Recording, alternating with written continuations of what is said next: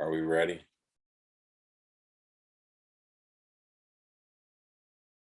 Now, okay. Hey, everyone. Oh, there we go. Hey, everyone. Welcome to this week's edition of Innovative Practices, where you'll get 3 quick tips, 2 resources, and 1 weekly challenge related to opening your classroom to the world with live events and interactive guest speakers. I'm your host, Greg Zorbas from Inspired Classroom. Hi, Greg. Happy Wednesday, everybody. Greg, we're going to talk specifically today about active listening, I know, and tell us a little bit about your experience with that and why active listening was so important in your classroom. You know, active listening really, it continued to play a more important role the more we got into video conferencing and live events and connecting and collaborating with other people using remote technology, using video conferencing technology. And what we found is that when we really focused on active listening with the students, it made everybody, including the guest speakers, guest presenters, collaborators, anybody we were communicating with, it just made everybody feel much more engaged in the process. And we found that really by focusing on it, that our students really gained a lot more from the presentations and from the different collaborations that we took part in. You know, there's a lot out there about, listening, speaking skills and stuff, but how would you define active listening, Greg? Well, what we really focused on with our kids is listening to what was being presented to them and then developing in their mind questions during the presentation or during an event, during anything that was happening, and developing questions that they were hearing from somebody else, things that they were hearing from somebody else, and developing questions and wanting to know more and deeper into some of the topics that were being talked about. So, for example, if you had a guest speaker or a virtual guest who was talking about, I think you brought up the example of knee surgery, for example, you might prepare a couple questions beforehand, but really in active listening, you're really taking note of what those people are talking about or what the speaker's talking about, and then formulating a question that would build on that or clarify something they were saying. Is that how you would define it? Yeah, kind of funny you bring that one up, because one of the knee surgeries that I watched, one of the students asked a question of the doctor about why he felt like he was a surgeon and doing knee surgeries and stuff. And he said the doctor answered the question with an answer about his high school days, which was kind of cool because it was high school students that were in the presentation. And he talked about woodworking and the fact that even though he's doing knee replacement surgery, he's using a lot of the same tools. And it was very interesting to him. And that was, a question that maybe one of the students had thought about asking, why are you a knee surgeon, or why are you a surgeon in general? And then to find out that answer, and then to be able to go and ask some questions about the machinery. So he said the tools were kind of similar, but for example, the saw that he was using was like hypersonic, supersonic speed, and so it just takes it to another level. Wow. Yeah, that really makes the back and forth in a presentation really, really more fun. So what are the top tips if people really want to work on helping their students learn how to really engage and really listen well? Well, what we want to really focus on, kind of want to go back to, just want to mention going back to week 1 when we talked about the guest prep form. And that form is available on our website for those of you that want to use it. But preparing my number 1 tip is preparing for the speaker and knowing who you're going to listen to. And for students to know, not just for the teacher to tell them we're going to have a presentation on by this person today, but for the students to actually do a little work and use that guest prep form. And that helps them formulate some questions ahead of time to get them thinking about what they're going to be listening to. So that would be tip number 1. Tip number 2 would be listening for answers to those questions that you've already formulated in your mind or in your head or on the guest prep form, some questions that you were already thinking about asking, and listening during the presentation actively for some of the answers to those questions already, which would lead to tip number 3, which is to formulate some questions that come from those answers that you've already heard that you want to know more about. So to get the speaker to go into more depth, to get the presenter to go into more depth about something that you heard. So those would be the 3 quick tips, I think, to get kids started in active listening.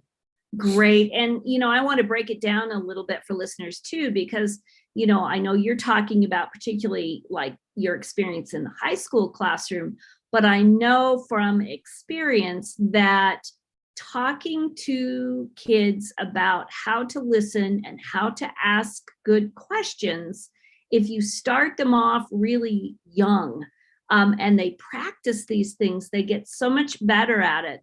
And, I know a lot of my colleagues who teach kindergarten, first grade, second grade, go through, what's a good question? And don't tell a story. Telling a story isn't a question, because little kids are just notorious for, you're listening to somebody talk about, knee repair when you're in kindergarten. You're like, oh, one time I skinned my knee, and it goes on and on into a long story. And really talking to kids about the difference between asking a question and being off topic and telling a story. So those practices that you're talking about, the innovative practices of active listening, if you start them young, it just gets so much better. Would you agree with that, Greg?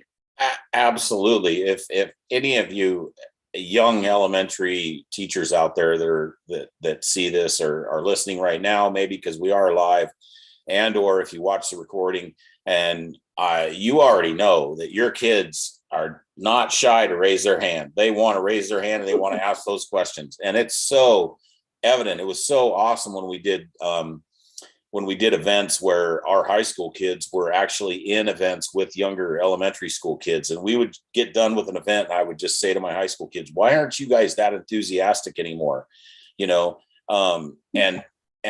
Sometimes it's like, you really got to work on these things. So I absolutely agree that if the elementary teachers are looking at some of these innovative ways to get their kids active listening, and they get them started now in those younger grades, then it'll do nothing but develop more. They'll certainly develop more and better active listening skills. I know it makes speakers want to come back more too. Oh, absolutely. Yeah. Yeah. It, like I said in the beginning, it made everybody feel more engaged, because then your presenters really do feel like they're there for a reason. Right. And that, makes them feel valuable. If right. The kids are just kind of not tuned in, they're not going to want to come back anymore. I'm going to go ahead and share my screen while you talk about the resources, Greg. So our 2 resources are, one, we have a video on active listening on our webpage, and that's something that you can look at. And then IFR is another resource where with just this idea of inquire, follow up, and relate. So ask a sincere question, and hopefully maybe it's a question that, if you're working on active listening skills, a sincere question will be something that you thought about ahead of time, something that you heard during the presentation, or you heard somebody talk about, and then you develop a question that maybe is even a little more depth, and then asking a follow-up question where you're definitely wanting to get more, you're wanting that presenter to tell you more about something that they've already told you, and or just whoever it is, whether it's a presenter, whether it's somebody you're collaborating with or whatever. And then to share a little bit about yourself, relating that answer just a little bit, to relate, so that that person knows that you heard and are formulating, and you're really trying to understand what it is that they're telling you. That is great. And I just want to show everybody this webpage. It's at inspiredclassroom.com/innovative-practices. And that's where we warehouse all of our resources and information from these innovative practices programs. So great. I think it might even be time. I have to look it up. Yes, for the weekly challenge. And last week, we heard from John, who tried out Scamper in his classroom. We talked a little bit about creative thinking last week. And he said the kids had a fun time scampering ideas for a new game. So awesome. If you want to do that in your classroom, you can get that connection on that Innovative Practices website that I just showed you. And also want to have a shout out about a live event we've got coming up next week, right, Greg? What's absolutely, yeah. February 16th, we're going to be hearing from MPG Ranch and about mountain lions and just some incredible research. We already have a really large number of students and classrooms that are going to be joining us for that live event. There's going to be 5 or 6 sessions during the day that people can you can sign up for. And if you know that maybe the timing isn't just right for your schedule, and you know that, hey, I'm going to have to miss the first 15 minutes, or I'm going to have to miss the last 15 minutes. If you just let us know that ahead of time, and you certainly come in and come out of the session at whatever time works best for you, just to give your kids an opportunity to see some of these science, some of these biologists working and talking about the work that they do every day, which is it's really phenomenal. And there's really some cool data coming out of this mountain lion challenge, because they're going to be talking about the DNA data that they've found and got the results back on. Pretty shocking what's going on in the mountain lion world. Allie and I were laughing earlier about it's a soap opera out there in the wild.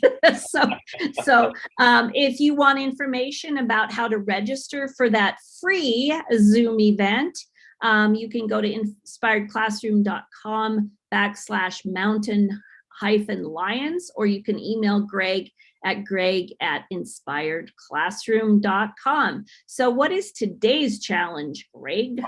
You know, Kathleen, I'm glad you emphasized that word free, because I hope our listeners out there understand that the majority of the stuff that we're offering to teachers and kids is free. So there is no cost for you to come in, and there is no cost for you to do a challenge. Then there is no cost for you to get my help to help you with that challenge, getting it going with your students and things like that. No hidden costs, nothing. It's all good.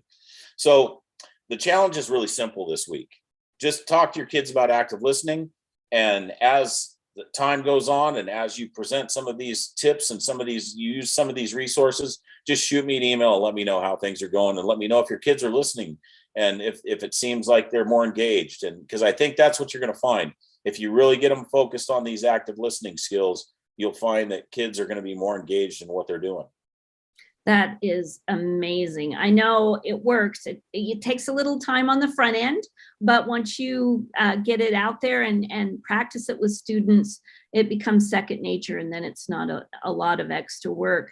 If anybody listening has recommendations about an innovative practice topic they'd like us to talk about, let us know by emailing Greg at inspiredclassroom.com.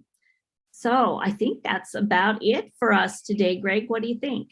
Well, I think so. Just remind everybody to subscribe to our channel, and shoot me an email if you have anything you want to talk about, anything you want to share, and if you want to get involved in something that we're offering, let me know.